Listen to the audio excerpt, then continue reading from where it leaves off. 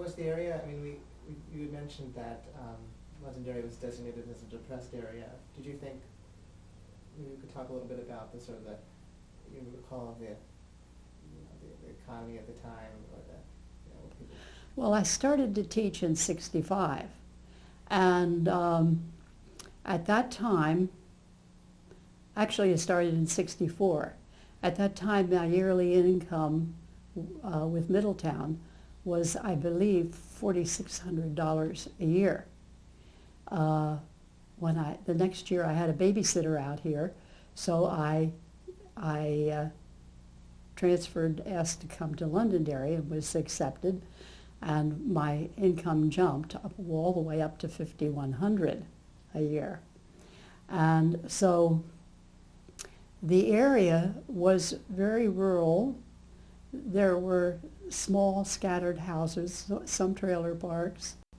For the most part, the people were either farmers or blue collar or very poor. So for a short time, I know the district received the federal income as a deprived school. It was rural. It was rural, so it was lily white. We didn't have, the poor were white poor, not black or any other ethnic group. So.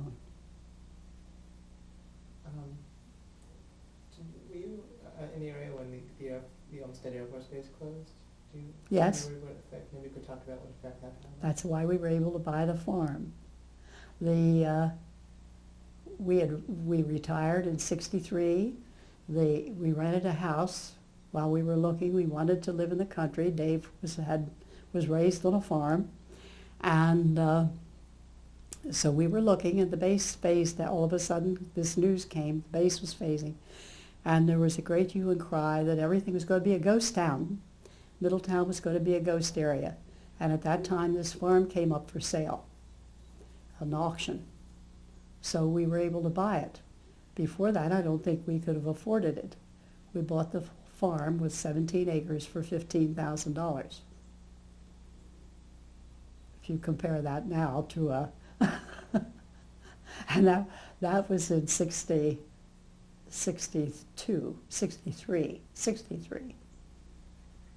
So it's not that long ago. Uh-huh.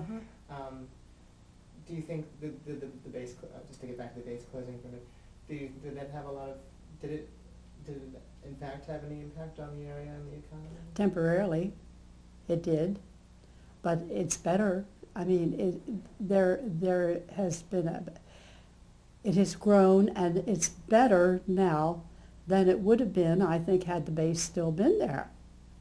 And there's no tax base from a government installation, and we have a college now that is in Middletown, and there is a lot of industry and the airport, so it's really been an advantage. But at the time, it seemed like a great tragedy, and I felt very sorry for the people who worked there. A lot of them were able to transfer, so they didn't lose their jobs. But some of them did, and that's always a hard thing. Do you think did TMI pick up any of that slack? Possibly. Yes, I'm sure. I'm sure they did. Something else just crossed my mind about the time when 3 Mile Island was being built. Were you familiar with the area around, like along the river and where 3 Mile Island was before? Maybe we could just talk about seeing the One of our favorite things to do as kids was to go out in the river with my father. He had a motorboat, and to either swim or fish. So we would go all up and down the river and around the islands. And 3 Mile Island was one of the islands that we would always go by because it was long, and it was just an enjoyable time. The island was very scenic, and a lot of people still go across the river, have cabins on Hill Island and some of those places, and summer cottages. It's a very good recreational area, actually, and still is. Were you witness to the construction of the towers? Yes, I was, but I'll tell you, Nicholas, when I started to teach, Dave started to farm, and we had this big family, and I said maybe I could get a job teaching. And I hadn't done any courses in education. They needed teachers desperately at that time. So I went into Middletown to the superintendent that I knew, and who knew me, knew my character and all of that, and asked him for a job because I had a babysitter in Middletown that I trusted. And he said to me, he looked at my transcript and he said, well, I can get you, because I'd studied home ec in college, he said, I can get you a one-year teaching certificate, Louise, but you have to go back to school. So I said, okay. He said, what grade do you want to teach? Just like that.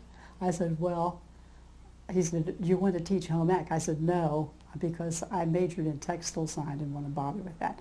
So I picked third grade. It seemed like a good, reasonable place, elementary school. And taught there for 1 year and then came out to Londonderry.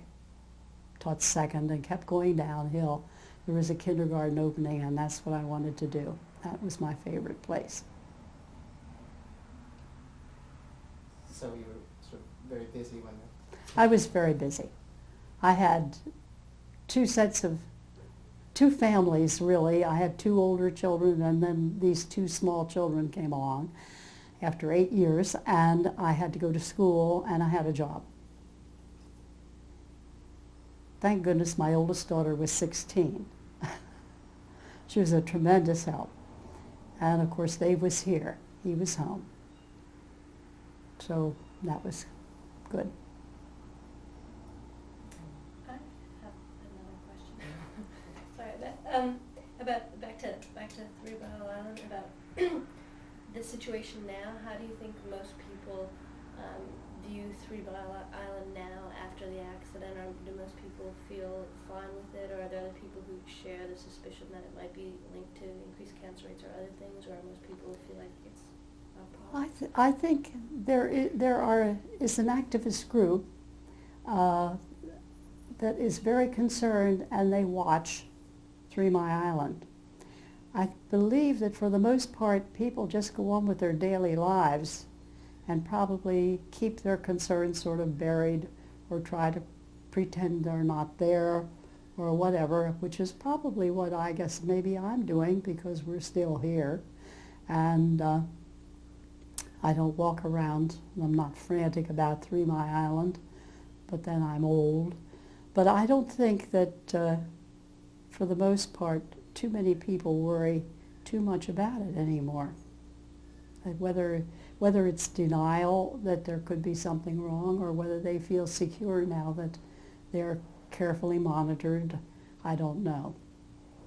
I don't see a lot of anxiety among the population that I know.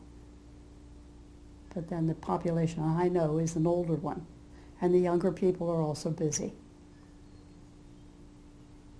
do you think that's that kind of response that sort of is that in any way sort of typical of how people respond to things in this area? You have to go on with your life, no matter what happens, and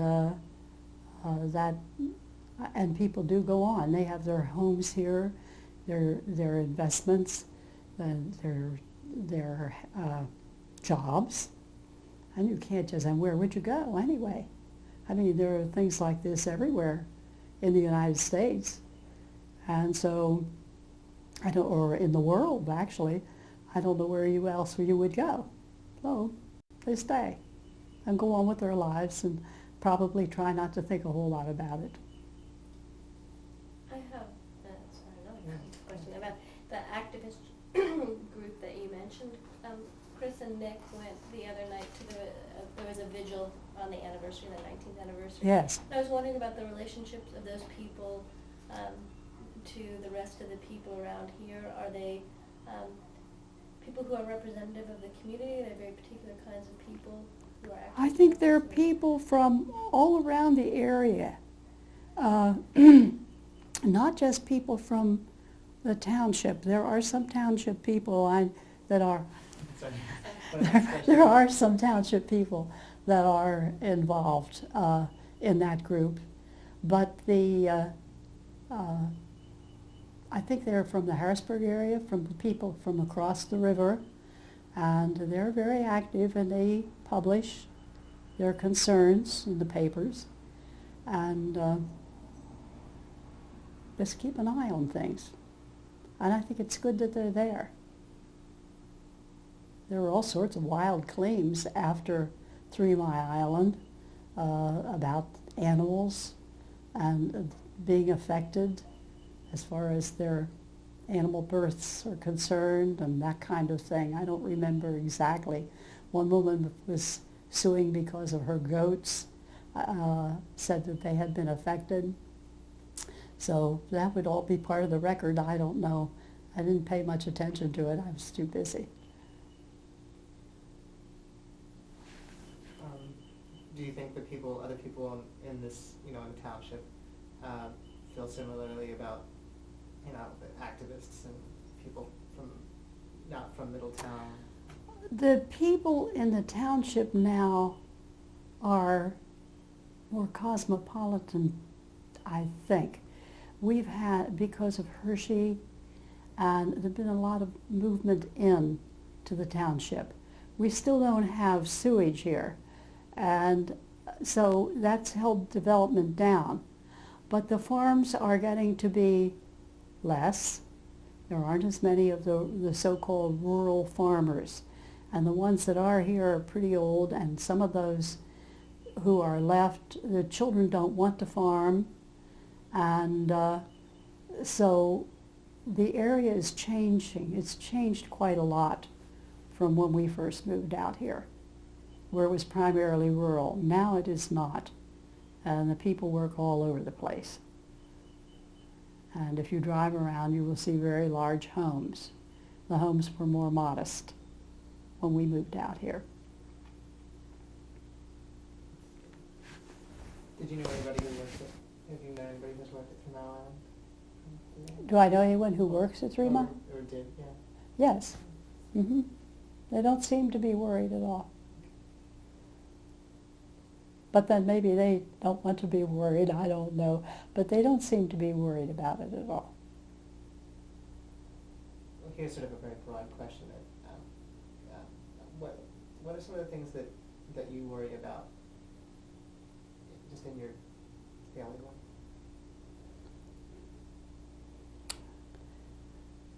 Well, I don't know. We're at a different age. So health is more of a problem for both my husband and myself. And although we're reasonably healthy, it is still a factor to think about. And my immediate family seems to be getting along all right. They're married, have children, and their children seem to be doing all right. So I don't spend a lot of time worrying about that. I'm just trying to enjoy what's left of my life. We're doing some traveling, and we like to putter around this place, and that's about it. I don't know. I have any more questions.